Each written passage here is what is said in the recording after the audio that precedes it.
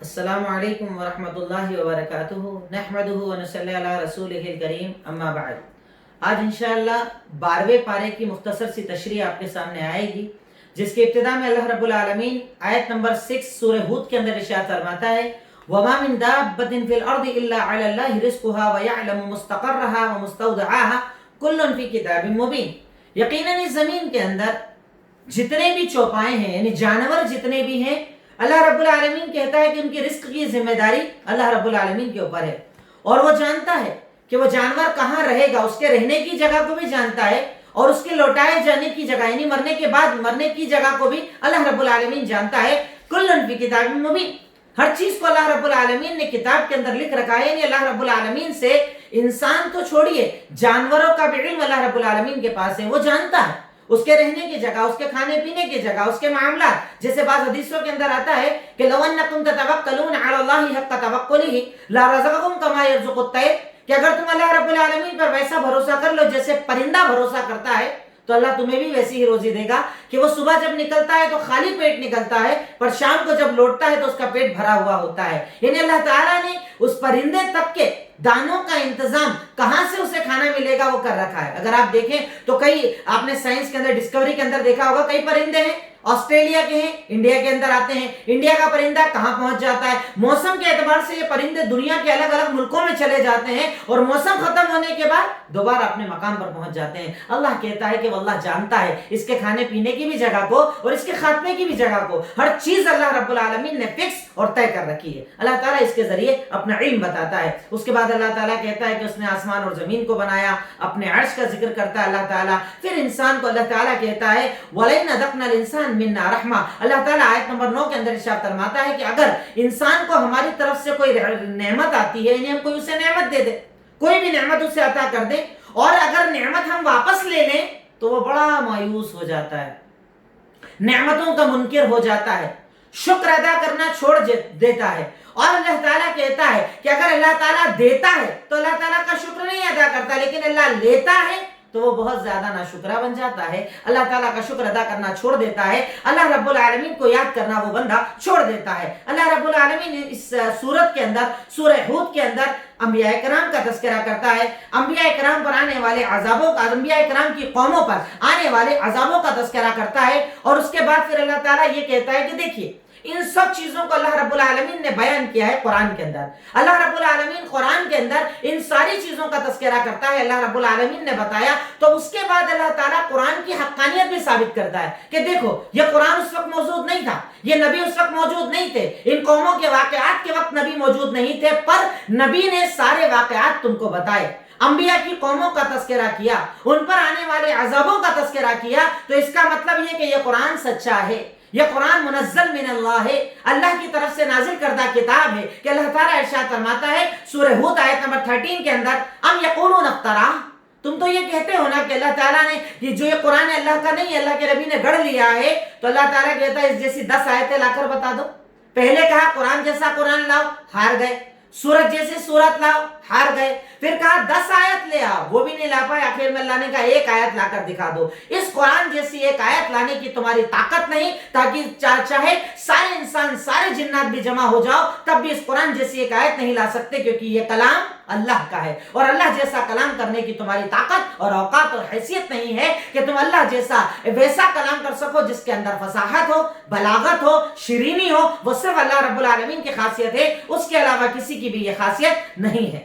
اس کے آگے اللہ تعالیٰ دنیا کی نعمتوں کا تذکرہ کرتا ہے، جیسے ہم لوگ ہوتا ہے نا عمل کرتے ہیں اور چاہتے ہیں دنیا میں بدلا، بھائی جیسے میں نے صدقہ و خیرات کیا تو مجھے کیا لگتا ہے لوگ بولیں حاجی صاحب بہت دینے والے ہیں، فلاں صاحب نے تو بہت مدد کی، وہ تو اتنی کٹ بانٹنے والے ہیں، وہ تو جگہ جگہ لوگوں کی مدد کر رہے ہیں، وہ تو نقد پیسہ بانٹ رہے ہیں۔ اللہ تعالیٰ یہاں پر سچائی بتا رہا ہے عمل کی، کہ تیرے عمل کا مقصد دنیا ہے یا آخرت، اس کا فیصلہ تو خود کر۔ اللہ تعالیٰ ارشاد فرماتا ہے من کان یرید الحیات الدنیا وزینتها نوفی الیہم اعمالہم فیہا وہم فیہا لا یبخسون، کہ اگر تم میں سے کوئی انسان عمل کر کے دنیا حاصل کرنا چاہتا ہے، یعنی اس کا مقصد دنیا ہے، اس کا مقصد دنیا کی رضامندی ہے، اس کا مقصد دنیا والوں کو راضی کرنا ہے، تو اللہ تعالیٰ کہتا ہے ایسے بندے کے ثواب میں ہم کوئی کمی نہیں کرتے، بدلے میں दुनिया में बदला पूरा कर देते हैं। मन काना युरीदुल हयातद दुनिया व ज़ीनतहा नुअफ़्फ़ि इलैहिम अअमालहुम फ़ीहा। अगर तुममें से कोई इंसान अमल करके दुनिया और दुनिया की जीनत चाहता है, हम पूरा पूरा बदला देते हैं और उसमें कोई कमी नहीं करते। पर उलाइका, ये वही लोग हैं, लैसा लहुम फिल आखिरति इल्ला नारा, इन लोगों के लिए आखिरत में जहन्नम के सिवा कुछ ना होगा। यानी अब जो चाहिए दुनिया में मिल गया। तूने चाहा तुझे सखी कहा जाए, कह दिया गया। तूने चाहा तेरी तारीफ की जाए, कर दी गई। तुझे बड़ा कहा जाए, सब कर दिया गया। अब तूने जिन पर एहसान किया, उन लोगों ने तेरे एहसान का बदला भी दिया, तेरे आगे झुके, तुझे बड़ा माना। यानी जो तूने दुनिया के अंदर चाहा, अल्लाह ने तुझे दुनिया में दे दिया। अब ये वो लोग हैं कि जिनके लिए आखिरत में आग के सिवा कुछ ना होगा और दुनिया में जो अमल करके आए हैं वो सारे अमल बर्बाद हो जाएंगे। आखिरत में कोई बदला नहीं मिलेगा। जन्नत की तमन्ना करोगे, जन्नत न मिलेगी। कब्र की मंजिलें आसान न होगी। इसलिए अल्लाह ताला इस आयत नंबर 15 और 16 के अंदर हमें बता रहा है सूरह हूद के अंदर कि जब भी कोई अमल करो, इरादा अल्लाह की रजा का रखो। अल्लाह मेरा मकसद तेरी रजा है, तू राजी हो जाए। किसी को पता चले ना चले, कोई जाने ना जाने, कभी दिखाकर भी करो, कभी छुपाकर भी करो, कभी बताओ कभी ना बताओ। क्यों? क्योंकि अल्लाह ताला जिसको तुम्हें बताना है वो तो सब जानता है। वो तुम्हारे अमल नामे में लिखवा रहा है, वो तुम्हारी नेकियों को बढ़ा रहा है। तो इसलिए एक मोमिन को कभी भी अपने अमल का बदला दुनिया में नहीं मांगना चाहिए। और इसीलिए हमारे असलाफ ने इस बात को भी नापसंद किया है कि बंदा अपनी दुआओं के अंदर अपनी नेकियों का तज़किरा करे कि अल्लाह मैं नमाज पढ़ता हूँ, अल्लाह मैं रोजे रखता हूँ, अल्लाह मैं इबादत करता हूँ। हमारे असलाफ ये कहते थे कि ये कहना भी कहीं ना कहीं ऐसा है कि तू अल्लाह ताला से गोया के बदला मांग रहा है कि अल्लाह मैं ये सब करता हूँ तो मेरी ये दुआएं सुन ले। बंदे को सिर्फ ये कहना चाहिए कि अल्लाह तू अल्लाह है, तू रहमान है, तू रहीम है, तू मालिक है, तू गफूर है, तू गफ्फार है, मुझे अता कर दे। अपनी नेकियों तक का जिक्र दुआ के अंदर हमारे असलाफ पसंद नहीं करते थे। गर्चे कर सकते हैं, जायज है, पर हमारे असलाफ इसीलिए पसंद नहीं करते थे कि कहीं ऐसा ना हो कि मेरी नेकियों का बदला अल्लाह रब्बुल आलमीन मुझे दुनिया के अंदर दे दे। हमारे असलाफ इस बात को पसंद नहीं फरमाते थे। उसके बाद अल्लाह रब्बुल आलमीन ने फिर यहाँ पर तज़किरा किया अपनी खिलकतों का, अपनी ताकतों का, अपनी कुव्वतों का, नेक लोगों को दिए जाने वाले बदलों का, बद लोगों से अल्लाह की नाराजगी का। उसके बाद अल्लाह रब्बुल आलमीन यहाँ पर थोड़ा डिटेल के अंदर हजरत नूह अलैहिस्सलाम का तज़किरा करता है। आयत नंबर 25 से अल्लाह रब्बुल आलमीन ने हजरत नूह का तज़किरा शुरू किया और तकरीबन अल्लाह रब्बुल आलमीन ने आयत नंबर 40 तक या उसके पहले 40 के भी बाद तकरीबन और उनके पूरे वाक़ये का तज़किरा किया कि अल्लाह रब्बुल आलमीन ने हजरत नूह को उनके कौम के अंदर भेजा। हजरत नूह को कहा कि आप जाइए, कौम वालों को डराइए। आप कौम में गए, कौम वालों को दीन की दावत दी, उन्हें दीन बताया। अल्लाह ताला दूसरी जगह पर कहता है कि हजरत नूह ने उनको खुलकर छुपकर तकरीबन 950 साल तक दावत दी, पर सिर्फ कुछ लोग ईमान लाए। जब ईमान ना लाए, अब अल्लाह ताला ने कहा कि आप ऐसा करो, ये ईमान नहीं ला रहे ना, आप एक कश्ती बनाओ, बहुत बड़ी कश्ती बनाओ। अब कश्ती वहां बना रहे जहां पानी नहीं है। लोग हंसते थे, मजाक उड़ाते थे।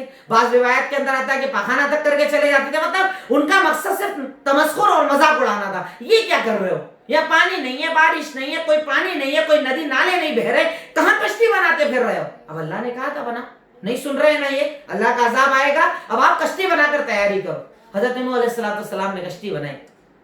अल्लाह के हुक्म से कश्ती का मामला किया गया, कश्ती को तैयार किया गया। वो लोग मजाक उड़ाते थे, वो लोग बुरा बोलते थे, जबकि हजरत नूह को अलग अलग तरीकों से समझाते थे। मैं चाहता हूं कि आप नबियों की दावत के तरीकों को देखिए जो अल्लाह ताला अलग अलग आयतों में, सूरतों में बयान करता है, जो मैं आपको डिटेल में बता भी रहा हूं कि आप पढ़िए उस जिंदगी को कि कैसे कैसे वो लोग दावत दिया करते थे। हजरत नूह की दावत को पढ़िएगा, क्या क्या नहीं बोला। ए मेरी कौम वालों, मैं बदला नहीं मांग रहा हूं तुमसे, बस ईमान मांग रहा हूं। ए मेरी कौम वालों, मैं कुछ नहीं जानता हूं। ए कौम वालों, मेरे पास कोई गैब की कुंजियां नहीं है, मैं बादशाह नहीं हूं, मैं फरिश्ता नहीं हूं, जो बोल रहा हूं मेरी बात मान लो। अलग अलग तरीकों से समझाया, पर वो लोग नहीं माने। उन लोगों ने आपकी बात कबूल नहीं की, आपकी बातों को तस्लीम नहीं किया। उनकी बातों को जब नहीं माना और बिल्कुल पूरी तरह मायूस हो गए दावत से, तो अल्लाह ताला ने कहा वस्ताइन फुल कभी आयुनिना वहयिना। आयत नंबर 37 अल्लाह ताला ने इरशाद फरमाया अब आप एक कश्ती बनाओ। कश्ती बनाई, लोग मजाक उड़ा रहे हैं, आ रहे हैं, हंस रहे हैं। आखिर ये हुआ, अल्लाह ताला के अजाब वाला दिन आ गया। तो अल्लाह ताला ने कहा जो आप पर ईमान लाए हैं उन सबको जोड़े जोड़े से कश्ती के अंदर बैठा दो। सब जोड़े जोड़े को ले लो और सबको कश्ती के अंदर बिठा लो। यहाँ तक कि रिवायत में आता है कि जानवरों तक को जो सब जोड़े मौजूद थे सबको आपने अपनी कश्ती के अंदर ले लिया। अब कश्ती के अंदर लेना था اوپر سے بارش شروع ہو گئی، نیچے سے بھی زمین سے پانی شروع ہو گیا، یعنی زمین سے پانی نکلنے لگا، آسمان سے بارش ہونے لگی، پانی بڑھتے بڑھتے بڑھتے بڑھتے اتنا بڑا کہ اب آپ کشتی کے اندر محفوظ ہیں، اوپر سے بھی نہیں پانی، نیچے سے بھی پانی نہیں، اور باقی ساری قوم ڈوبنا شروع ہو گئی، کیونکہ یہ اللہ کا عذاب تھا جس کا وہ لوگ مذاق بنا رہے تھے، یہ اللہ کا عذاب تھا جس کا وہ لوگ انکار کر رہے تھے۔ جیسے آج ہم لوگ بھی، آج سے 50 دن پہلے ہم سوچ رہے تھے کہ اللہ کا عذاب ایسا آ سکتا ہے کہ موتیں ہونا شروع ہو جائیں گی، ہم گھر میں قید ہو جائیں گے، کاروبار بند ہو جائیں گے، ہمیں مذاق لگتا تھا، پر آج ساری دنیا تھم گئی، تب ہمیں احساس ہوا کہ اللہ کا عذاب کبھی بھی آ سکتا ہے، اللہ کے عذاب کے لیے ایک مومن کو ہمیشہ تیار رہنا چاہیے۔ اب یہاں پر بھی یہ معاملہ ہوا، عذاب شروع ہو گیا۔ اب ان لوگوں نے سوچا، تصور بھی نہیں کیا تھا، سمجھا رہے نہیں مان رہے تھے، یہاں تک کہ کوئی اور نہیں، یہ ہمارے لیے جو سب سے بڑی دلیل ہے آیت نمبر 42 کہ کوئی اور تو چھوڑیے، حضرت نوح کا بیٹا ان پر ایمان نہیں لایا۔ جب پانی بڑھ گیا، وہ ڈوبنے لگا، حضرت نوح ایک باپ کے کلیجے کے، ایک باپ کے دل کے اندر محبت جاگ اٹھی، انہوں نے کہا ایمان لے آ، کشتی کے اندر آجا، اللہ تیری حفاظت کرے گا۔ وہ کیا کہتا ہے؟ سآوی الی جبل، سآوی الی جبل یعصمنی من الماء، کوئی مسئلہ نہیں ہے، وہ سامنے پہاڑی دکھ رہی ہے، ابھی وہاں جاؤں گا اور بچ جاؤں گا۔ حضرت نوح بول رہے لا عاصم اليوم من امر اللہ، یہ اللہ تعالیٰ کا فیصلہ ہے، یہ اللہ کا عذاب ہے، کوئی بچانے والا نہیں ہے، نہیں مانا، ان کے سامنے ہی ڈوب گیا، کفر کی حالت میں، شرک کی حالت میں، یعنی حضرت نوح علیہ السلام کا بیٹا ایمان نہیں لایا۔ اس سے ہمیں پتہ چل جاتا ہے کہ ہمیں کسی کے بھروسے نہیں رہنا چاہیے، ہمیں اپنے عمل کے بھروسے رہنا چاہیے کہ عمل اچھا ہے تو کام آئے گا اور اللہ کی مغفرت ہوگی، عمل اچھا نہیں ہے تو کوئی بھی ہمارے لیے کچھ نہیں کر پائے گا۔ یہ اس آیت سے ہمیں پتہ چلتا ہے، حضرت نوح کے واقعے سے ہمیں پتہ چلتا ہے۔ اللہ رب العالمین کے حکم سے وہ سارے ڈوب گئے، سب کا خاتمہ ہو گیا۔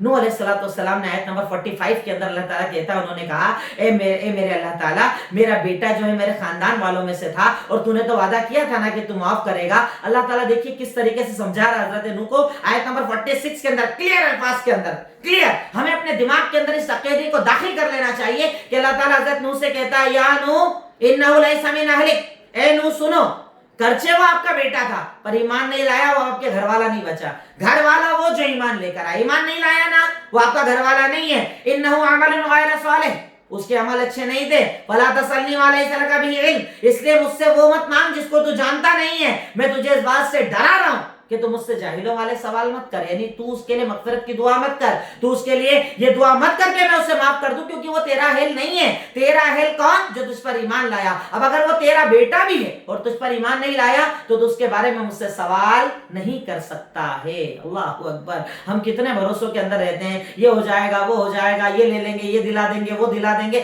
اللہ تعالیٰ کہہ رہا ہے کہ نبی اپنے بیٹے کے لیے، حضرت نوح علیہ السلام اپنے بیٹے کے لیے دعا مانگ رہے ہیں۔ یہیں پر آگے پیچھے میں نے ذکر کیا، حضرت ابراہیم اپنے ابا کے لیے دعا مانگ رہے ہیں، اللہ تعالیٰ نے دو لوگوں کو منع کر دیا۔ حضرت لوط کی بیوی ان کے سامنے عذاب میں شامل ہو گئی، یعنی یہاں گھر والے اور رشتہ داری نہیں چلتی، یہاں ایمان چلتا۔ اس کے آگے اللہ رب العالمین نے ارشاد فرمایا، یہ دلیل بتاتے ہوئے کہ تلک من انباء الغیب، یہ جو باتیں ہم آپ کو بتا رہے ہیں نا اللہ کے نبی، یہ تو غیب کی باتیں، کوئی نہیں جانتا، آپ جانتے ہی نہیں تھے ان باتوں کو، ہم آپ کو غیب کی باتیں بتا رہے ہیں، جبکہ آپ نہیں جانتے تھے، آپ کی قوم نہیں جانتے تھے، تو آپ صبر کیجئے، یقیناً نیک بدلہ نیک لوگوں کے لیے ہوتا ہے۔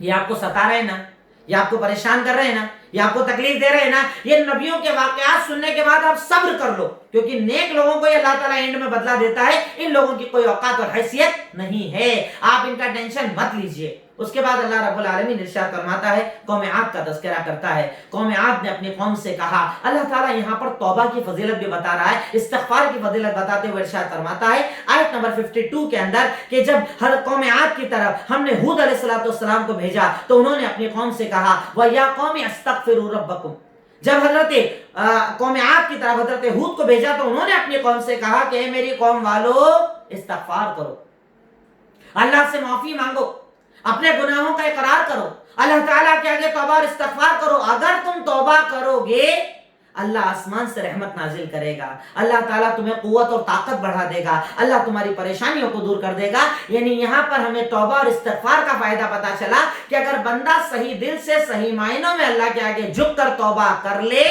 تو اللہ تعالیٰ اس کے گناہوں کو تو معاف کرتا ہی ہے، دنیا بھی بنا دیتا ہے، دنیا کی نعمتیں بھی عطا کر دیتا ہے، پریشانیوں کو بھی دور کر دیتا ہے، تکالیف کو بھی دور کر دیتا ہے۔ اس لیے ایک بندے کو جھک کر رو کر اللہ رب العالمین سے مغفرت کی دعا مانگنا چاہیے۔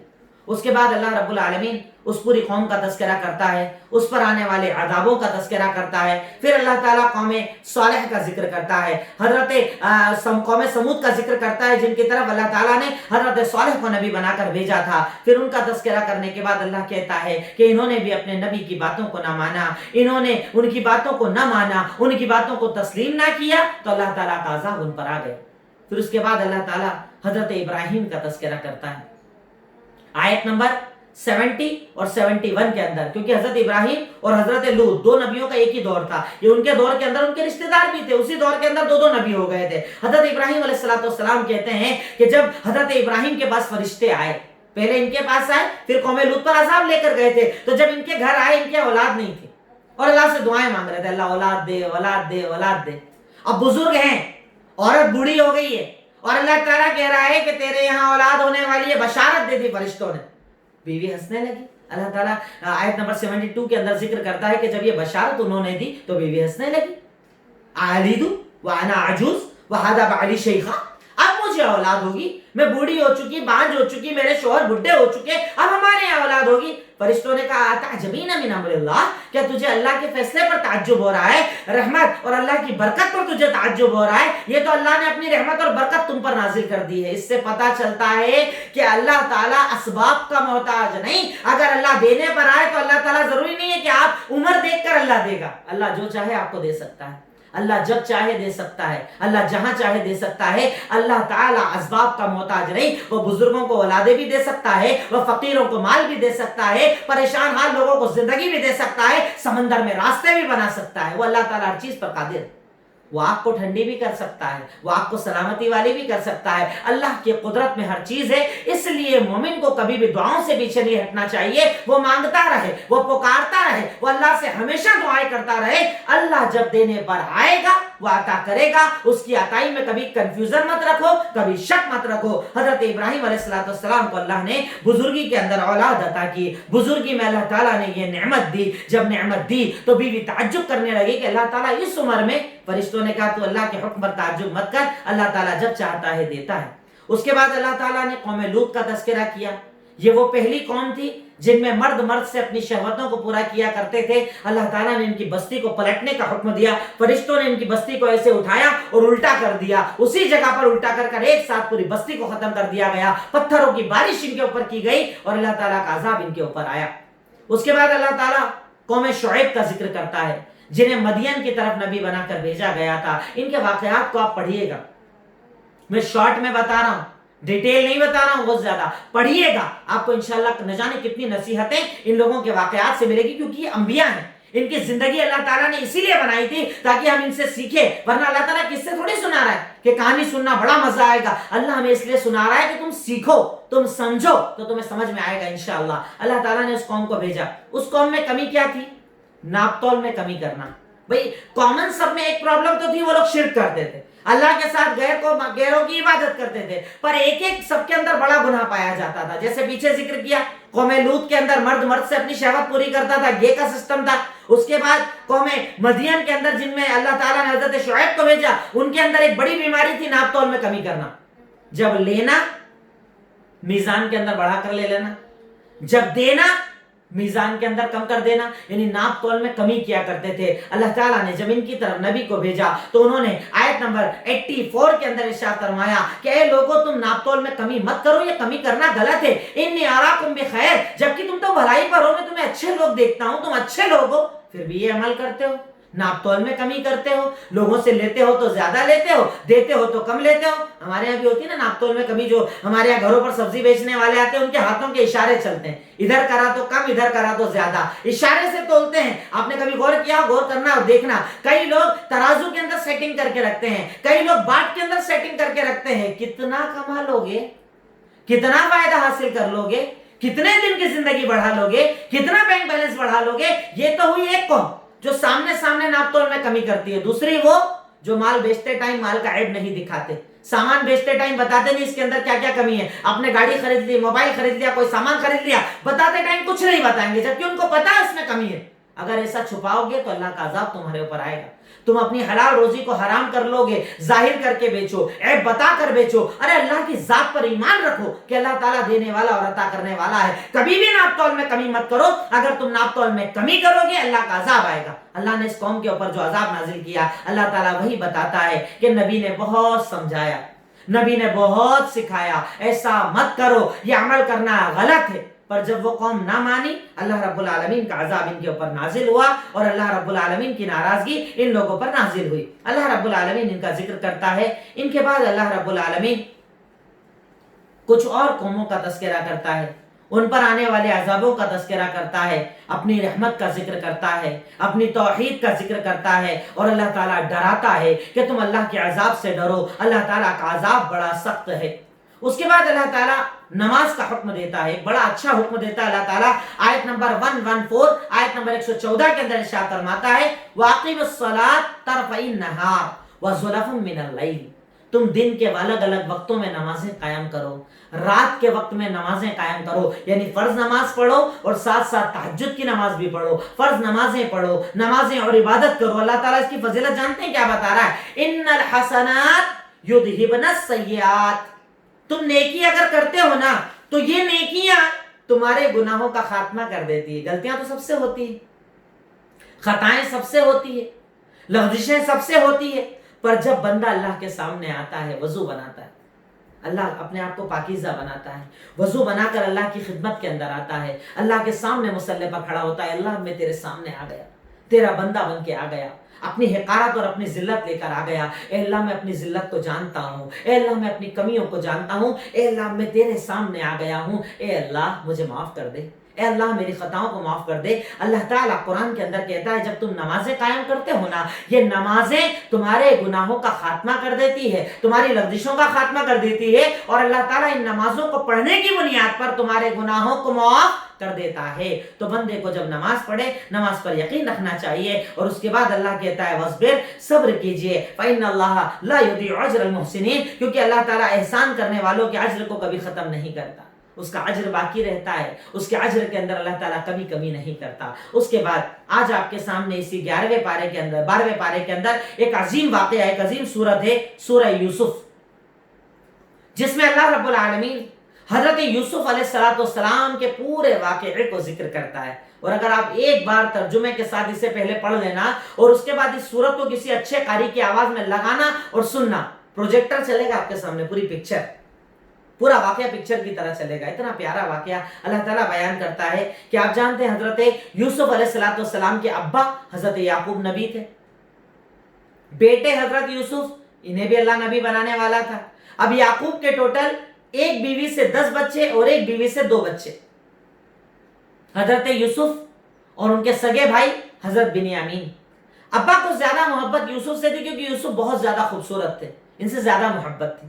10 بیٹوں سے بھی محبت کرتے تھے، پر ہوتا ہے نا ایک فطری طور پر، آگے آپ کے گھر میں اگر 3-4 بچے ہوں، ایک سے ذرا زیادہ محبت ہوتی ہے، یوسف سے ذرا زیادہ محبت تھی، انہیں پاس میں رکھتے، کھلاتے، دھیان رکھتے۔ اب باقی کے جو 10 بھائی تھے، ایک طرف سگے بھائی، ایک ماں کے جو 10 بچے تھے، اور ادھر 2 تھے، بنیامین اور یوسف، یہ ان لوگوں کو بڑا جلن ہوتی تھی، حسد ہوتی تھی، ایسا کیوں ابا، ایک ہی سے محبت کرتے ہو، ہم سے محبت کم ہے، اب کیا کرے، پلاننگ ہو رہی، کیا کریں؟ یوسف کو دور کر دیا جائے۔ ابا سے کہا کیسے دور کریں؟ الگ الگ دیکھیے اللہ تعالیٰ نے یہاں پر پلاننگ ذکر کی ہے۔ پر یوسف علیہ السلام اسی دور کے اندر کہتے ہیں جب وہ چھوٹے تھے انہوں نے خواب دیکھا۔ کیا خواب دیکھا؟ کہ 11 ستارے اور سورج اور چاند میرا سجدہ کر رہے ہیں۔ اب ابا نبی تھے، ابا کو آ کے بولا ابا کہا کیا ہوا؟ کہا میں نے خواب دیکھا ہے۔ کہا کیا دیکھا؟ کہا میں نے دیکھا کہ 11 ستارے اور سورج اور چاند میرا سجدہ کر رہے ہیں۔ کہا یہ واقعہ ٹھیک ہے، میں تیرا خواب سن لیا، اپنے بھائیوں کو مت بتانا، تیرے بھائیوں کو اگر تو بتا دے گا نا تیرے بھائی تجھ سے نفرت کرنے لگ جائیں گے، اور زیادہ نفرت ان لوگوں کی بڑھ جائے گی۔ کہا وجہ کیا؟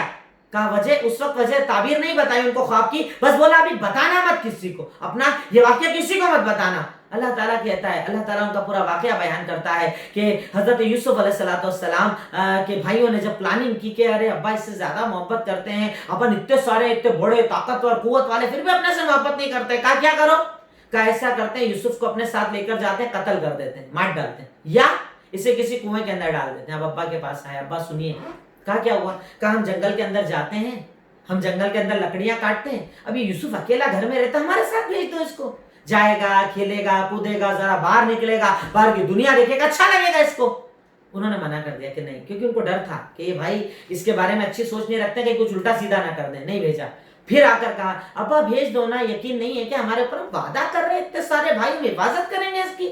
لے کر گئے، حضرت یوسف کو دے دیا، اللہ کے بھروسے دے دیا، اللہ تعالیٰ کی ذات پر بھروسے کرتے ہوئے دے دیا۔ اللہ تعالیٰ نے پورا ڈیٹیل کے اندر واقعہ بیان کیا ہے، دے دیا، لے گئے، لے کر چلے گئے۔ اب لے کر جا کر جب پلاننگ کی، اب وہاں لے جانے کے بعد پلاننگ ہو رہی، کیا کریں؟ کہا قتل کر دو، کہا نہیں قتل مت کرو، ایسا کرو اس کو سامنے کنواں سوکھا ہے کمپانی والا، اس میں ڈال دو، اب کوئی بھی وہاں سے جب گزرے گا، قافلہ گزرے گا، اسے لے جائیں گے، اپنا مقصد تو صرف دور کرنا ہے، دور ہو جائے گا، مارتے کا کو مت مارو اس کو۔ کہا چلو ٹھیک ہے ایسا کرو۔ حضرت یوسف کا کرتا اتار لیا، ان کو کنویں کے اندر ڈال دیا، اور یہ سارے بھائی، مطلب دیکھیے سین چل رہے ہیں یہاں پر، باقاعدہ سین چل رہے ہیں، ایک سین ادھر چل رہا ہے، ایک سین ادھر چل رہا ہے۔ اب حضرت یوسف علیہ السلام اندھیرے کنویں کے اندر ہے، رات کا وقت ہو گیا ہے، اندھیرے کے اندر ہے۔ ادھر شام کے وقت ان کا کرتا لیا، ایک جانور کو ذبح کیا، اس کے اوپر خون ڈالا الگ الگ جگہ، اور یہ کرتا لے کر حضرت یوسف علیہ السلام کا باپ کے پاس آ گئے، روتے روتے، حضرت یعقوب کے پاس روتے روتے آ گئے۔ ابا، کہا کیا ہوا؟ کہا ہمارے ساتھ تو تھا، ہم بیٹھے ہوئے تھے، اپنے اپنے کاموں کے اندر لگ گئے تھے، اب اسی درمیان کے اندر ایک بھیڑیا آیا اور یوسف کو کھا گیا۔ یہ دیکھو اس کے کرتے کے اوپر ہم دیکھو، اچھا اللہ تعالیٰ جس انداز کے اندر بیان کرتا ہے نا، اس انداز کو اگر پڑھیں گے نا انشاءاللہ ترجمے کے ساتھ آپ کو بہت مزہ آئے گا۔ وہ کہتے ہیں آپ مانو گے نہیں ابا ہماری بات پر ایسا ہو گیا، اچھا ان کو پتا تھا کہ ابا مانیں گے نہیں آسانی سے، کہا ایسا ہو گیا، اور جھوٹا خون بھی لے کر آئے۔ آپ نے جب کرتے کو دیکھا، اب کرتا صحیح سلامت ہے، بھیڑیا کھائے گا تو پھاڑ دے گا نا، کرتا پھٹا ہوا بھی نہیں ہے، دیکھ کر سمجھ گئے، پھر بھی کیا بول رہے ہیں فصبر جمیل، ٹھیک ہے صبر کروں گا میں۔ یعنی اس سے پتا چلتا ہے کہ کبھی کبھی آپ کے خلاف سازش کرنے والے کی سازش آپ کو پتا بھی چل جائے نا، اگنور کر دینا چاہیے، زیادہ بحث مت کرو، اگنور کر دو، ٹھیک ہے کر رہا ہے نا وہ اس کا معاملہ، میرے ساتھ میرا اللہ، وہ دیکھے گا نا، وہ سب جانتا ہے۔ اب سین دیکھیے، ادھر ایک سین چل رہا ہے، ابا کے پاس آئے، ابا نے بولا ٹھیک ہے صبر، ادھر سین چل رہا ہے اکیلے کنویں کے اندر، حضرت یوسف پر اللہ کی ذات پر یقین تھا، اعتماد تھا۔ اگلا دن ہوا، وہاں سے قافلہ گزرا، انہوں نے پانی پلانے والوں کو بولا جاؤ پانی لے کر آؤ، غلام ہوتے تھے وہ پانی لینے کے لیے جیسے ڈول اندر ڈالا اور ڈول کھینچا تو حضرت یوسف نے پکڑ لیا، اوپر آ گئے، چھوٹا بچہ، بڑا خوبصورت بچہ، جیسے دیکھا بولے یا بشرا ہاذا غلام، یہ تو بڑا پیارا بچہ ہے، لے کر وہاں پر آئے، کہا بہت خوبصورت ہے، چلو اسے لے جا کر مصر میں بیچ دیں گے، مصر قریب تھا جہاں لے جا کر اسے بیچ دیں گے، اچھا پیسہ مل جائے گا۔ اب وہاں لائے، وہاں بیچنے کے لیے کھڑا کر دیا۔ اتنے میں عزیز مصر جو اس وقت کا بادشاہ تھا، اس کا بادشاہ کا سب سے خاص وزیر یہ وہاں سے گزرا، دیکھو اتنا خوبصورت بچہ، خرید لیا، اپنی بیوی کے پاس لے کر آئے، کہا اسے پالیں گے پوسیں گے بڑا کریں گے، یہ اپنے کام آئے گا، بڑا خوبصورت بچہ ہے۔ اب ان کو بڑا کرنے لگے، ادھر ابا نے صبر کر لیا، بھائی اپنے کاموں پر لگ گئے، ان کا ٹینشن ختم ہو گیا، یوسف ختم، اب بنیامین موجود ہے، ادھر حضرت یوسف بڑے ہونے لگے محل کے اندر۔ اب دیکھیے سازش کیا تھی؟ ذلیل کرنے کی، اور عزت دینے والا اللہ آیا تو محلوں میں بڑا کر رہا، اللہ اکبر۔ آپ لوگوں کی سازش مت دیکھو، آپ اپنا کام کرو، اللہ عزت دلانے پر آئے گا، کوئی آپ کو ذلیل نہیں کر پائے گا۔ ادھر حضرت یوسف محل میں بڑے ہو رہے، بڑے ہوئے، حسن اور زیادہ بڑھ گیا، جوان ہوئے، حسن اور زیادہ بڑھ گیا۔ حضرت یوسف علیہ السلام جس گھر کے اندر رہ رہے تھے، جو عورت آپ کو پال رہی تھی، اس نے جب حضرت یوسف کے حسن کو دیکھا تو اپنے آپ پر کنٹرول نہ کر سکی، وہ آپ پر فرفتہ ہو گئی، آپ سے محبت کرنے لگی۔ ایک دن جب گھر کے اندر کوئی نہیں تھا، اس نے گھر کا دروازہ بند کر دیا اور حضرت یوسف علیہ السلام کو کہتی ہے ہی تلک، میں اپنی ضرورت تجھ سے پوری کرنا چاہتی ہوں، زناکاری کرنا چاہتی ہوں، میرے ساتھ عمل کر۔ اب حضرت یوسف اللہ تعالیٰ سے ڈرنے والے تھے، اللہ کا خوف آپ کے دل کے اندر تھا، آپ اس سے دور بھاگتے ہیں، آپ آگے بھاگ رہے ہیں، وہ آپ کے پیچھے بھاگ رہی ہے اور آپ کا کرتا پکڑتی ہے، پیچھے سے آپ کا کرتا پھٹ جاتا ہے۔ جیسے ہی گیٹ کھولتے ہیں ویسے ہی عزیز مصر یعنی اس کا شوہر سامنے کھڑا ہے۔ اب جیسے ہی آدمی کو دیکھا رنگ بدل لیا، بولتی ہے ارے تمہارے گھر والوں کے ساتھ دیکھو برائی کا ارادہ کر رہے تھے، یہ زناکاری اور بدکاری کا ارادہ کر رہے تھے، تمہاری بیوی کے ساتھ غلط ارادہ کر رہے تھے۔ شوہر نے دیکھا، اب اس وقت گھر کے اندر ایک سمجھدار انسان موجود تھا جو ان کے گھر کا کوئی بڑا بزرگ ہوگا، اس سے جا کر کہا کہ بھائی بتاؤ کیا کرنا چاہیے؟ کہا آپ جا کر دیکھو کرتا کہاں سے پھٹا ہے، اگر آگے سے پھٹا ہے تو یوسف جھوٹ بول رہے ہیں، یہ سچ بول رہی ہے، اور اگر پیچھے سے پھٹا ہے تو تیری بیوی جھوٹ بول رہی ہے اور یوسف سچے ہیں، اور کرتا تو پیچھے سے پھٹا تھا۔ جیسے ہی پتا چلا گھر گئے اور معاملہ دیکھا تو اب کہتے ہیں یوسف اب چونکہ میں عزیز مصر ہوں، اگر یہ بات باہر جائے گی تو بڑا غلط ہو جائے گا، تو یوسف ایسا کرو کہ میں اس کو بولتا ہوں یہ توبہ کرے گی، تم بھی اس بات کو اگنور کر دو، چھوڑ دو اس بات کو. پر ایسی باتیں رکتے نہیں ہیں، ایسی باتیں پھیل جاتی. اب بات باہر پھیل گئی، سارے مصر کے اندر عورتیں بولنے لگی کہ ارے دیکھو عزیز مصر کو ایک لڑکے پہ اس کا دل آ گیا، مطلب ایسی لڑکے کے اوپر دل آ گیا.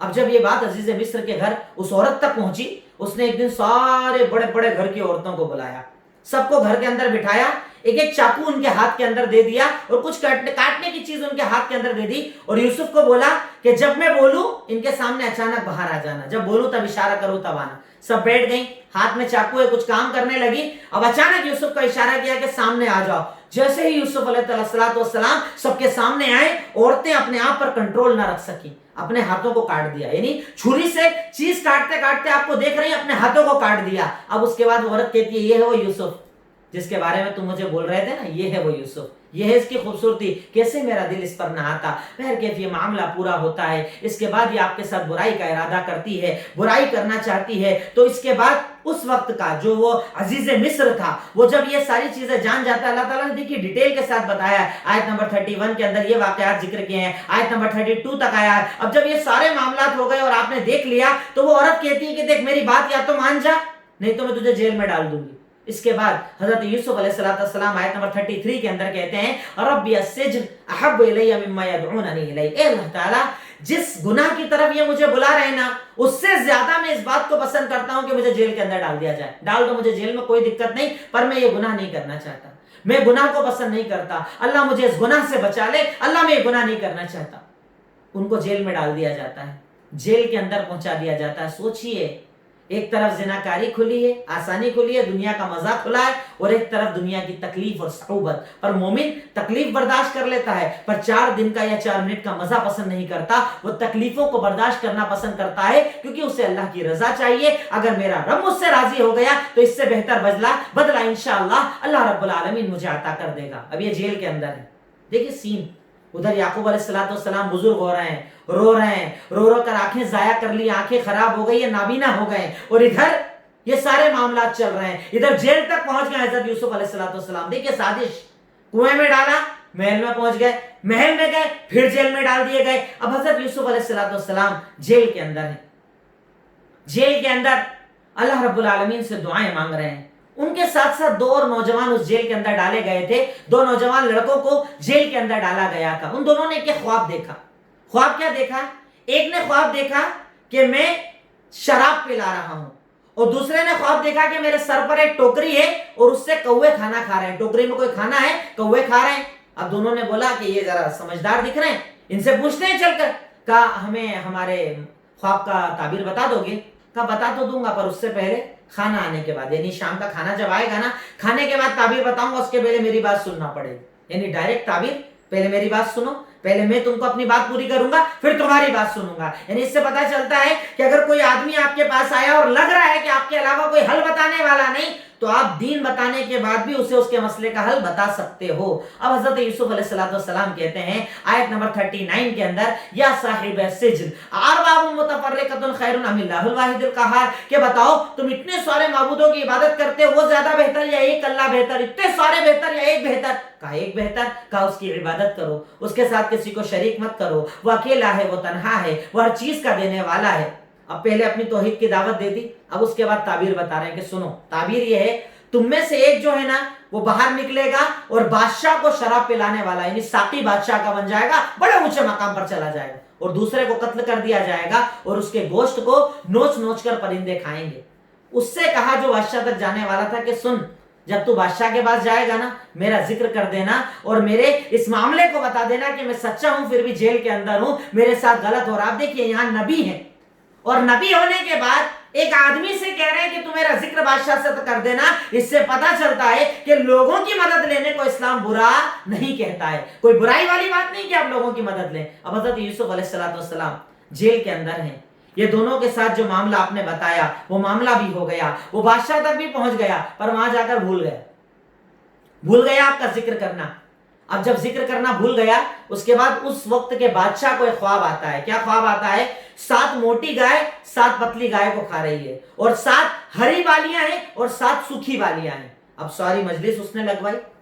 مجلس لگوانے کے بعد بادشاہ نے بولا سنو، میں نے خواب دیکھا ہے، بتاؤ.